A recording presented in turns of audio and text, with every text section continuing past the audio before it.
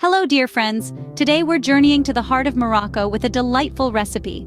We'll be stepping into the world of traditional Moroccan cuisine, exploring the art of cooking Baghrir. Now, what is Baghrir, you ask? Picture a soft, spongy pancake, except it's riddled with unique tiny holes, soaking up all the delicious flavors it's served with. It's a Moroccan specialty that's as fun to cook as it is to eat. If you're ready to bring a taste of Morocco into your kitchen, stay with us. To start off, we need to gather all our ingredients. First and foremost, we'll need 2 cups of fine semolina. This is the heart of our Baghrir and gives it its distinctive texture. Next, we have 1 cup of flour to help bind everything together. Then, we'll add a tablespoon of sugar for a touch of sweetness. Don't worry, it won't make your Baghrir overly sweet, just enough to balance out the flavors. We'll also need a teaspoon of salt. This will enhance the other flavors and bring out the depth in our Baghrir. Then, to ensure our pancakes are light and fluffy, we'll add 2 teaspoons of baking powder. You'll also need a packet of yeast. This is another key ingredient that gives Baghrir its unique spongy texture. Finally, we'll need 3 cups of warm water. The warm water will react with the yeast and baking powder, creating those desirable little holes on top of our Baghrir. Now that we have our ingredients, we can begin the process of making our Baghrir. The first step to making Baghrir is creating our batter. This is where the magic begins. Our batter is the heart and soul of our Baghrir, and it's a simple blend of everyday ingredients that you probably already have in your kitchen. First off, we'll take our semolina. This is a type of coarse flour made from durum wheat, and it's going to give our Baghrir that classic, slightly grainy texture. We'll add this to a large bowl, making sure there's plenty of room for mixing. Next, we'll add in the flour. This will help to bind our ingredients together and give our Baghrir a light, fluffy texture. Then we'll sweeten things up a bit with some sugar. Not too much, just enough to balance out the flavors. Following this, we'll sprinkle in some salt. Just a pinch, mind you, to enhance the flavors of our other ingredients. Now we'll introduce our leavening agents, baking powder, and yeast. These will help our Baghrir rise and create those characteristic tiny holes that Baghrir is known for. Finally, the warm water.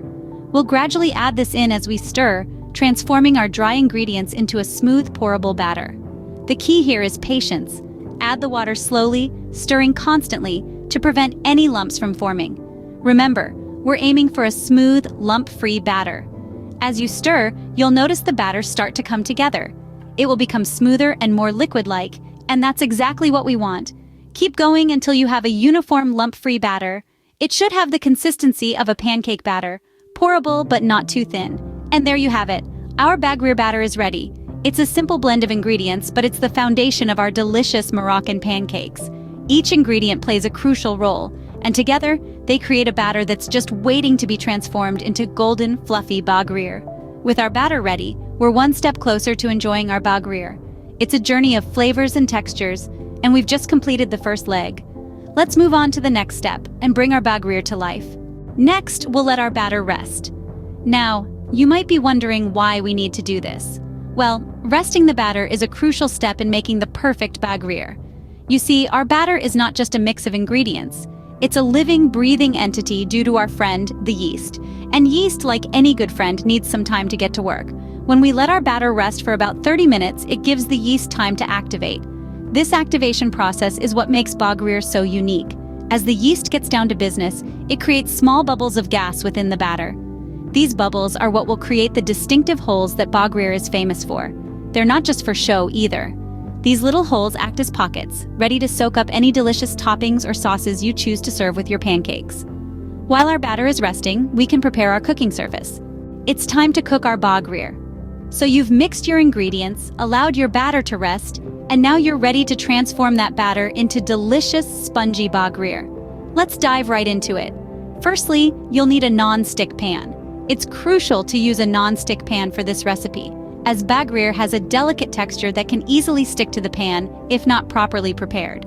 Once you've chosen your pan, place it over medium heat. You don't want the heat to be too high, as it could burn your Baghrir, or too low, as it won't cook thoroughly. Medium heat will provide just the right temperature to cook your Baghrir evenly. Now that your pan is heating up, let's move on to the batter. Remember, the batter should be smooth and pourable, but not too thin. If it's too thick, add a bit more water. If it's too thin, let it sit a bit longer. Once the batter is at the right consistency, take a ladle or a small cup and pour a small amount of batter into the center of the pan. You want to create a circle of batter that's about the size of a pancake.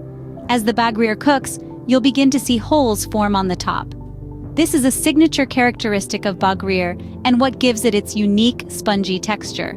The holes also allow any toppings or fillings you add later to seep into the Baghrir, enhancing its flavor. While your Baghrir is cooking, resist the temptation to flip it. Unlike pancakes or other similar dishes, Baghrir is traditionally cooked on only one side. This allows the top to remain soft and spongy, while the bottom becomes lightly golden and slightly crispy.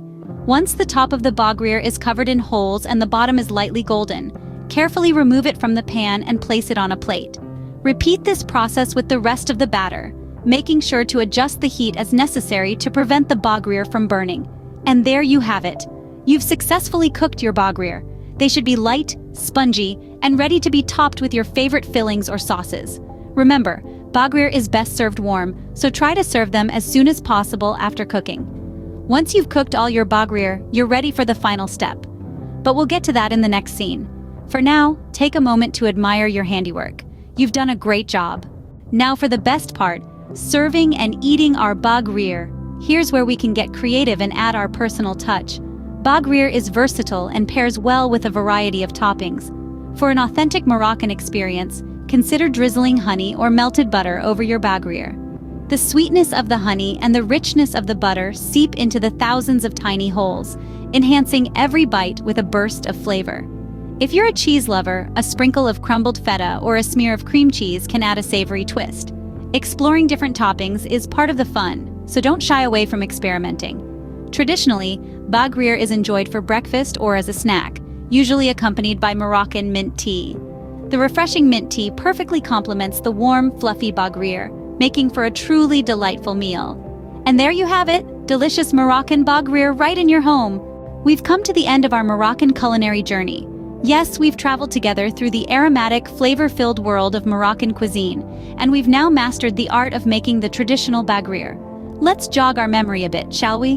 We kicked off with a swift introduction and then moved on to gathering our ingredients. We kept it simple, sticking to semolina flour, yeast, sugar, salt, and warm water. The magic, as they say, lies in the simplicity. Once we had our ingredients lined up, we dove right into the mixing process, combining them all into a smooth batter. The key here was to get the consistency just right. Not too thick, not too thin. We used a blender to ensure that the batter was perfectly smooth and free of lumps. Then came the crucial part, resting the batter. This step, while seemingly unexciting, is what truly sets Baghrir apart. The resting period allows the yeast to work its magic, creating those characteristic bubbles that give Baghrir its unique texture. Next, we moved on to the actual cooking of the Baghrir. We poured our batter onto a hot non-stick pan, cooked it on one side until the top was filled with tiny holes, and voila, our Baghrir was ready. Finally, we ended our journey with the serving of the Baghrir. We saw how it could be enjoyed with a variety of toppings, from honey and butter to jam and cheese. The possibilities, as we discovered, are truly endless. So there you have it, the step-by-step guide to making traditional Moroccan Baghrir. We encourage you to try it out, play around with the toppings, and make it your own. And don't forget to share your Baghrir photos with us on social media using the hashtag #BaghrirAtHome. Thank you for joining us today. We can't wait to see your Baghrir creations. Until next time, happy cooking!